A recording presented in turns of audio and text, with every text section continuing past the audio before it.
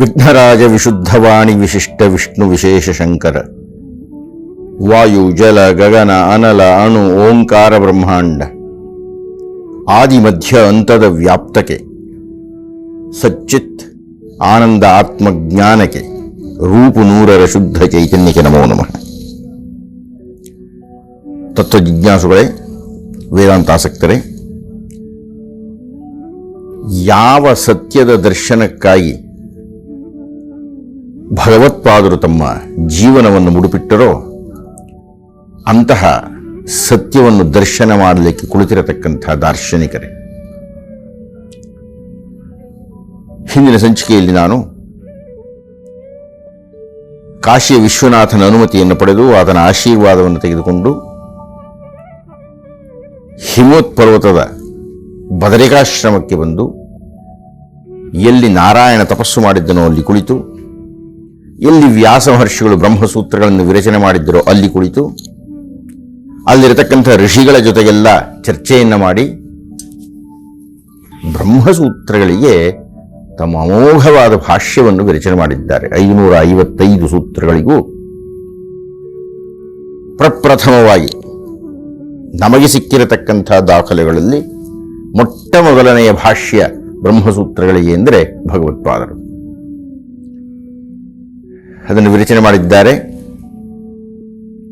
ಉಪನಿಷತ್ತುಗಳನ್ನು ಕುರಿತು ಚಿಂತನೆ ಮಾಡಿದ್ದಾರೆ, ಭಗವದ್ಗೀತೆಯನ್ನು ಕುರಿತು ಚಿಂತನೆ ಮಾಡಿದ್ದಾರೆ.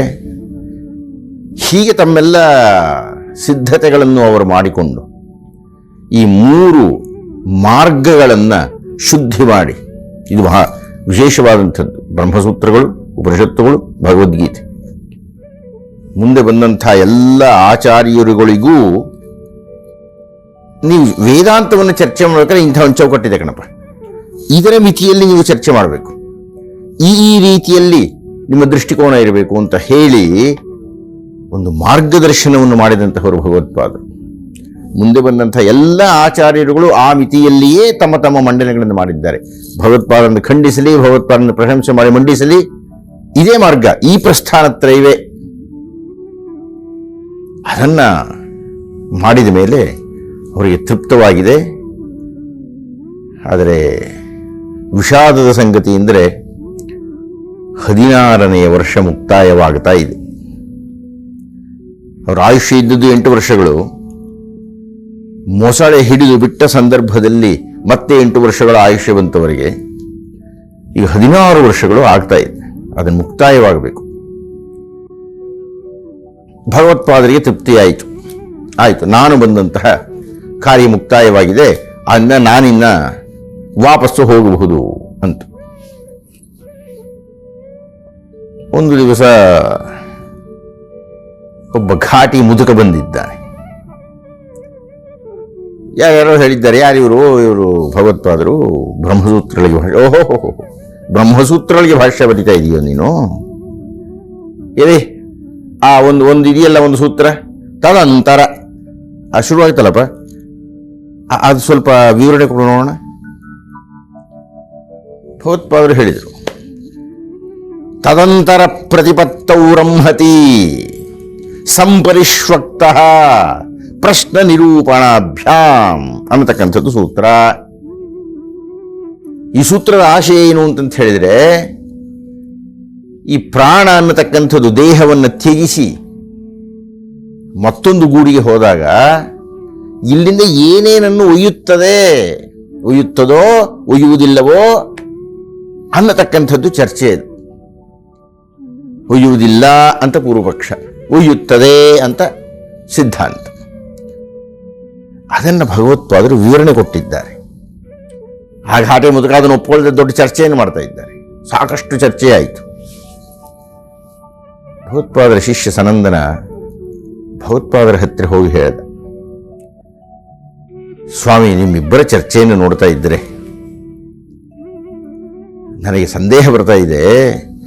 ನಿಮ್ಮಂತಹ ಮಹಾಮೇರು ವಿದ್ವಾಂಸರ ಹತ್ತಿರ ಇಷ್ಟು ಭಾರಿಯಾಗಿ ಚರ್ಚೆ ಮಾಡ್ತಾ ಇರಬೇಕಾಗಿದ್ದರೆ ಬಹುಶಃ ಅವರು ಸಾಮಾನ್ಯರಲ್ಲ, ಅವರು ವೇದವ್ಯಾಸರೇ ಇರಬಹುದು ಅಂತ ನನಗೆ ಸಂದೇಹ ಅಂತ ಹೇಳಿದ. ಭಗವತ್ಪಾದರು ಒಂದು ತರಹ ಜಾಗೃತರಾಗಿ ನೋಡಿದರೆ ಇರಬಹುದೇನೋ ಅಂತ ಅನ್ನಿಸ್ತು. ಆಗ ಭಗವತ್ಪಾದರು ಪ್ರಾರ್ಥನೆ ಮಾಡಿದರು, ಸ್ವಾಮಿ ನೀವು ವೇದವ್ಯಾಸರೇ ಆಗಿದ್ದರೆ, ಅಂಥ ಅಷ್ಟಾದಶ ಪುರಾಣಗಳನ್ನು ಬರೆದವರೇ ತಾವಾಗಿದ್ದರೆ, ಬ್ರಹ್ಮಸೂತ್ರಗಳ ವಿರಚಿತರೇ ತಾವಾಗಿದ್ದರೆ, ವೇದಗಳನ್ನು ವಿಭಾಗ ಮಾಡಿದಂತಹ ಮಹಾಮಹಿಮರೇ ತಾವಾಗಿ ವೇದವ್ಯಾಸರಾಗಿದ್ದರೆ, ಹೇ ಕೃಷ್ಣದ್ವೈಪಾಯನರೇ, ನಾನು ಬರೆದಿರತಕ್ಕಂಥ ಬ್ರಹ್ಮಸೂತ್ರಗಳು ನಿಮಗೆ ಮೆಚ್ಚುಗೆಯಾಗಿದ್ದರೆ, ಇಷ್ಟೊತ್ತು ವಾದ ಮಾಡಿದ್ದೇನೆ, ಅದು ನಿಮ್ಮ ಮನಸ್ಸಿಗೆ ಒಪ್ಪಿತವಾಗಿದ್ದರೆ ದಯವಿಟ್ಟು ನೀವು ಕಾಣಿಸಿಕೊಳ್ಳಿ. ಕ್ಷಣ ಮಾತ್ರದಲ್ಲಿ ಆ ಘಾಟೆ ಮುದುಕ ಮಾಯವಾಗಿ ದಿವ್ಯ ತೇಜಸ್ಸಿನ ವೇದವ್ಯಾಸರು ನಿಂತುಕೊಂಡಿದ್ದಾರೆ. ಕೈಲಾಸವಂತು, ವೈಶಂಪಾಯನ, ಜೈಮಿ ಇತ್ಯಾದಿ 4 ಅವರ ಶಿಷ್ಯರ ಸಹಿತ ಪ್ರತ್ಯಕ್ಷರಾಗಿದ್ದಾರೆ. ಭಗವತ್ಪಾದರು ಅಡ್ಡ ಬಿದ್ದರು. ವೇದವ್ಯಾಸರು ಹೇಳಿದರು, ನೋಡಯ್ಯ, ನಿನ್ನ ವಿಷಯವನ್ನು ನಾನು ಕೇಳಿದೆ, ನನ್ನ ಪ್ರಶಿಷ್ಯ ಗೋವಿಂದ ಹೇಳಿದ್ದ, ನೀನೇನೋ ಬ್ರಹ್ಮಸೂತ್ರಗಳಿಗೆ ಬಹಳ ಅದ್ಭುತವಾದಂಥ ಭಾಷ್ಯವನ್ನು ಬರೆದಿದ್ದೀಯಾ ಅಂತ. ಹೀಗಾಗಿ ಅದನ್ನು ನೋಡಿಕೊಂಡು ಹೋಗೋಣ, ನಿನ್ನನ್ನು ಅಷ್ಟೊಂದು ಪ್ರಶಂಸೆ ನಿನಗೆ ಸಿಕ್ಕಿದೆಯಲ್ಲ ಅಂತ ಬಂದೆ ಅಂತ ಹೇಳಿದರು. ಭಗವತ್ಪಾದರು ಕರ ಮುಗಿದು ಹೇಳಿದರು, ಸ್ವಾಮಿ ಬಹಳ ಉದ್ಧಟತನ ಆಗೋಯ್ತು ನಂದು, ತಾವು ಬರೆದಿರತಕ್ಕಂಥ ಬ್ರಹ್ಮಸೂತ್ರಗಳಿಗೆ ನಾನು ಭಾಷ್ಯವನ್ನು ಬರೆಯೋದು ಅಂತ ಅಂದರೆ ಅರ್ಥ ಏನು? ನನಗೆ ಯೋಗ್ಯತೆ ಇದೆಯೇ? ಆದರೂ ದಯವಿಟ್ಟು ಪರಾಂಬರಿಸಿ. ವೇದವ್ಯಾಸರು ನೋಡಿದ್ದಾರೆ ಭಗವತ್ಪಾದರು ಬರೆದಿರತಕ್ಕಂಥ ಭಾಷ್ಯವನ್ನು, ತುಂಬ ಮೆಚ್ಚುಗೆಯಾಯಿತು. ಅವರು ಹೇಳಿದರು, ಇದಕ್ಕೆ ಯಾರ್ಯಾರೋ ಭಾಷ್ಯವನ್ನು ಪಟ್ಟಿದ್ದಾರೆ, ಆದರೆ ಇದರಷ್ಟು ನಿರ್ದುಷ್ಟವಾಗಿ ನನ್ನ ಹೃದಯದಲ್ಲಿ ಯಾವ ಅಭಿಪ್ರಾಯವಿದೆಯೋ ಅದನ್ನು ಮಂಡನೆ ಮಾಡಿರತಕ್ಕಂಥ ಭಾಷ್ಯ ಅಂದರೆ ಇದೇನೆ. ಇದಕ್ಕೆ ಬ್ರಹ್ಮದೇವರಿಂದ ಮೆಚ್ಚುಗೆ ಸಿಗುತ್ತೆ, ದೇವೇಂದ್ರನಿಂದ ಸನ್ಮಾನವಾಗುತ್ತೆ, ಆಚಂದ್ರಾರ್ಕವಾಗಿ ನಿನ್ನ ಹೆಸರು ಉಳಿಯುತ್ತೆ. ನೀನು ಇದೇ ರೀತಿ ಉಪನಿಷತ್ತುಗಳಿಗೂ ಭಾಷ್ಯವನ್ನು ಬರೆಯಬೇಕು. ಭಗವತ್ಪಾದರು ಹೇಳಿದರು, ಸ್ವಾಮಿ ಉಪನಿಷತ್ತುಗಳ ಭಾಷೆ ಬರೆದು ಬಿಟ್ಟಿದ್ದೀನಿ, ತಾವು ನೋಡಿ ಒಮ್ಮೆ. ವ್ಯಾಸರು ನೋಡಿದ್ದಾರೆ ಉಪನಿಷತ್ ಭಾಷ್ಯವನ್ನು. ಎಲ್ಲಿ ಈಶಾವಾಸ್ಯೋಪನಿಷತ್ತಿನ ಈ ಒಂದು ಮಂತ್ರಕ್ಕೆ ಸ್ವಲ್ಪ ಅರ್ಥವನ್ನು ಹೇಳು. ಈಶಾವಾಸ್ಯದಲ್ಲಿ ಹಿರಣ್ಮಯೇನ ಪಾತ್ರೇಣ ಸತ್ಯಸ್ಯಾಪಿ ಹಿತಂ ಮುಖಂ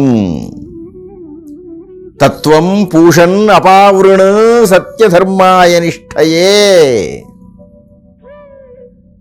ಏನು ಇದರ ಅರ್ಥ? ಭಗವತ್ಪಾದರು ಆ ಭಾಷ್ಯವನ್ನು ಬರೆದಿದ್ದಾರೆ, ತುಂಬ ಮನೋಜ್ಞವಾದಂಥ ಭಾಷ್ಯ.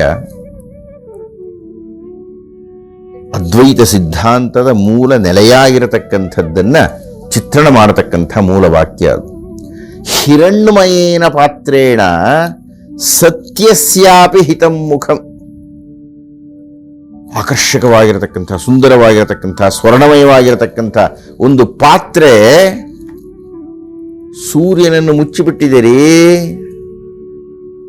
ಸೂರ್ಯ ಅಂದ್ರೆ ಯಾವುದು? ಅದು ಸತ್ಯ ಅಂತ. ಸತ್ಯಸ್ಯಾಪಿ ಹಿತಂ ಮುಖಂ ಹಿರಣ್ಮಯೇನ ಪಾತ್ರೇಣ. ಸತ್ಯ ಅನ್ನತಕ್ಕಂಥದ್ದು ಒಳಗಡೆ ಇದೆ, ಅದರ ಸುತ್ತಲೂ ಆಕರ್ಷಕವಾಗಿರತಕ್ಕಂತಹ ಮಾಯೆ ಇದೆ. ಆದ್ದರಿಂದ ಸತ್ಯ ದರ್ಶನವನ್ನು ಮಾಡತಕ್ಕ ವ್ಯಕ್ತಿ ಪ್ರಾರ್ಥನೆ ಮಾಡ್ತಾ ಇದ್ದಾನೆ, ಅಂದರೆ ಆ ಸತ್ಯರ್ಷಿ ಕೇಳ್ತಾ ಇದ್ದಾನೆ, ತತ್ವಂ ಪೂಷನ್ ಅಪಾವೃಣ ಸತ್ಯಧರ್ಮಾಯ ದೃಷ್ಟಯೇ. ನಾನು ಸತ್ಯವಾಗಿರತಕ್ಕಂಥ ಧರ್ಮ ಪ್ರಜ್ಞೆಯಿಂದ ದರ್ಶನ ಮಾಡಬೇಕು ಅಂತ ಇದ್ದೀನಪ್ಪ. ಪೂಷಣ್ ಅಂದ್ರೆ ಸೂರ್ಯ. ಅಪಾವೃಣ ತೆಗಿ ಸ್ವಲ್ಪ ಅದನ್ನ. ಆದರೆ ಮಾಯೆಯ ಮುಸುಕನ್ನು ತೆಗೆದ ಸಂದರ್ಭದಲ್ಲಿ ಮಾತ್ರವೇ ನನಗೆ ಸತ್ಯ ದರ್ಶನ ಆಗುತ್ತೆ. ಇದು ಅದ್ವೈತ ಸಿದ್ಧಾಂತದ ಮೂಲ ಪ್ರಮೇಯ. ನಾವು ಮಾಯೆಯ ಕಡೆಗೆ ಆಕರ್ಷಿತರಾಗ್ತಾ ಇದ್ದೇವೆ, ಸತ್ಯದ ಕಡೆಗೆ ಅಲ್ಲ. ಸತ್ಯಕ್ಕೆ ವಿಮುಖರಾಗಿ ಮಾಯೆಯನ್ನ, ಮಿಥ್ಯೆಯನ್ನ, ಮಿಥ್ಯಾ ಮಾಯಾ ಮೋಹಾವೇಶಂ ಮುಂದುವರಿತಾರೋರು, ಆ ಮಾಯೆಯಿಂದ ಸೆಳೆಯಲ್ಪಟ್ಟು ಸತ್ಯದಿಂದ ದೂರ ಹೋಗ್ಬಿಡ್ತಾ ಇದೆ. ಈಶಾವಾಸ್ಯೋಪನಿಷತ್ತಿನಲ್ಲಿ ಬರತಕ್ಕಂಥ ಮಂತ್ರ. ಹಿರಣ್ಮಯೇನ ಚಿನ್ನದ್ದರಿಯದು, ಚಿನ್ನದ್ದಾದ್ರಿಂದ ಹೆಚ್ಚು ಆಕರ್ಷಣೆ ಇದೆ, ಅದನ್ನು ಬೆಲೆ ಇದೆ ಅನ್ಕೊಂಡ್ಬಿಟ್ಟಿದ್ದೇವೆ. ಸ್ವರ್ಣರಾಜ ಅದು, ಲೋಹರಾಜ ಅದು, ಅದಕ್ಕೆ ಮಹಾಬೆಲೆ ಇದೆ ಅಂತ. ಅದು ಕೃತಕ. ಅದನ್ನು ತೆಗೆದರೆ, ಆ ಮಾಯೆ ಮುಸುಕು ಹೋದರೆ ಒಳಗೆ ಇರತಕ್ಕಂಥ ಸತ್ಯ ಪ್ರಕಾಶದ ದರ್ಶನ ಆಗುತ್ತೆ. ಪೂಷನ್ನೇಕರ್ಷೇ ಯಮ ಸೂರ್ಯ ಪ್ರಾಜಾಪತ್ಯ ವ್ಯೂಹರಶ್ಮೀನ್ ಸಮೂಹ ತೇಜೋ ಯತ್ತೇ ರೂಪಂ ಕಲ್ಯಾಣತಮಂ ತತ್ತೇ ಪಶ್ಯಾಮಿ. ನೀನು ಯಾವಾಗ ಆ ಹಿರಣ್ಮಯವಾದ ಪಾತ್ರೆಯನ್ನು ತೆಗಿತೀಯೋ, ಯಾರು ನೀನು ಅಂದ್ರೆ ಯಾರಯ್ಯ? ಪೂಷನ್ ಏಕರ್ಷೇ ಯಮ ಸೂರ್ಯ ಪ್ರಾಜಾಪತ್ಯ, ಹೆಸರುಗಳು ಬೇಕಾದಷ್ಟಿದೆಯಪ್ಪ, ಒಬ್ಬನೇ, ಅದೊಂದೇ ಏಕ, ಅದೇ ಬ್ರಹ್ಮನ್ ಅನ್ನತಕ್ಕಂಥದ್ದು. ಸೂರ್ಯ ಅಂತ ಕರೀರಿ, ಮಿತ್ರ ಅಂತ ಕರೀರಿ, ಇಂದ್ರ ಅಂತ ಕರೀರಿ, ಯಮ ಅಂತ ಕರೀರಿ, ಮರುತ್ ಅಂತ ಕರೀರಿ. ಅದನ್ನ ಧ್ವನಿಸಿ ಆ ಈಶಾವಾಸ್ಯೋಪನಿಷತ್ತಿನ ಋಷಿ ಹೇಳ್ತಾ ಇದ್ದಾನೆ, ಪೂಷನ್ ಏಕರ್ಷೇ ಯಮ ಸೂರ್ಯ ಪ್ರಾಜಾಪ್, ನೀನ್ ಯಾರಾದರೂ ಆಗಿರೋ. ಅಂತಃಸತ್ವ ಅಂದ್ರೆ ನೀನು ಆ ಬ್ರಹ್ಮನ್ ಅನ್ನತಕ್ಕಂಥದ್ದು. ಅಪಾವೃಣ ಸತ್ಯ ಧರ್ಮಾಯ ದೃಷ್ಟೇ, ಹಿಂದೆ ತಾನೇ ಹೇಳಿದ್ದ ಶ್ಲೋಕ, ಅದನ್ನು ಮುಂದುವರಿಸಿ ಹೇಳ್ತಾ ಇದ್ದಾನೆ. ವ್ಯೂಹರಶ್ಮೀನ್ ಸಮೂಹ ತೇಜೋ, ನೀನು ನಿನ್ನ ತೇಜಸ್ಸನ್ನು ಒಂದು ಗುಂಪು ಮಾಡು, ನಿನ್ನ ಕಿರಣಗಳನ್ನು ಅತ್ತ ಸರಿಸು. ಸೂರ್ಯನ ನೋಡ್ಲಿಕ್ಕಾಗುತ್ತೇನ್ರಿ? ಕಿರಣ ಕಣ್ಣು ಹೊಡಿತಾ ಇರ್ತದೆ. ಆದರೆ ಸೂರ್ಯನ ದರ್ಶನ ಆಗಬೇಕಾಗಿದ್ರೆ ಆ ಕಿರಣಗಳು, ಆ ಸಮೂಹ, ಆ ಬೆಳಕು, ಆ ಹೊಡೆತ, ಆ ತೀಕ್ಷ್ಣತೆ, ಆ ಕಾಂತಿ, ಇದೆಲ್ಲ ಪಕ್ಕಕ್ಕೆ ಹೋಗ್ಬೇಕು. ಅವಲೇ ಒಳಗೆ ಇರತಕ್ಕಂಥದ್ದು ಏನು ಅಂತ ಕಾಣಬೇಕಾಗಿದ್ರೆ. ಹಾಗಾದಾಗ ಏನಾಗುತ್ತೆ? ಪಶ್ಯಾಮಿ, ನಾನು ನೋಡ್ತೀನಿ. ಏನನ್ನು ನೋಡ್ತೀನಿ? ಯತ್ ತೇ ರೂಪಂ ಕಲ್ಯಾಣತಮಂ, ನಿನ್ನ ಕಲ್ಯಾಣಮಯವಾಗಿರತಕ್ಕಂತಹ ರೂಪವನ್ನು ಪಶ್ಯಾಮಿ. ಈಗಲೇ ಅದ್ವೈತದ ಸಿದ್ಧಿಯ ಕೊನೆಯ ಹೇಳಿಕೆ ಇದು. ಯೋ ಸಾವಸೌ ಪುರುಷಃ ಸೋಹಮಸ್ಮಿ. ನೋಡಿದಾಗ ಏನು ಗೊತ್ತಾಯ್ತು ನನಗೆ? ಯೋ ಸಾವಸೌ ಪುರುಷಃ, ನಿನ್ನಲ್ಲಿ ಯಾವ ಪುರುಷನನ್ನು ನಾನು ನೋಡುತ್ತಿದ್ದೇನೆಯೋ, ಸೋಹಮಸ್ಮಿ. ಏನಾಗಂದ್ರೆ ಅರ್ಥ, ಸೋ ಅಹಂ ಅಸ್ಮಿ, ಅದೇ ನಾನು ಕಾಣಿಸ್ತಾ ಇದ್ದೀನಲ್ಲಪ್ಪ. ಬ್ರಹ್ಮನ್ ಲೌಕಿಕದ ಆಕರ್ಷಣೆಗಳನ್ನು ಬಿಟ್ಟು ಮಾಯೆಯನ್ನು ಸರಿಸಿ ಸತ್ಯ ದರ್ಶನವನ್ನು ಮಾಡಿದಾಗ ನನಗೆ ಜ್ಞಾನ ಪ್ರಾಪ್ತಿಯಾಯಿತು. ಆ ಜ್ಞಾನ ಏನಂತ ಹೇಳ್ತಾ ಇದೆ? ಸೋಹಂ ಅಸ್ಮಿ, ಸೋ ಅಹಂ, ಅದೇ ನಾನಾಗ್ಬಿಟ್ಟಿದ್ದೇನೆ. ಸೋಹಂ ಅಸ್ಮಿ.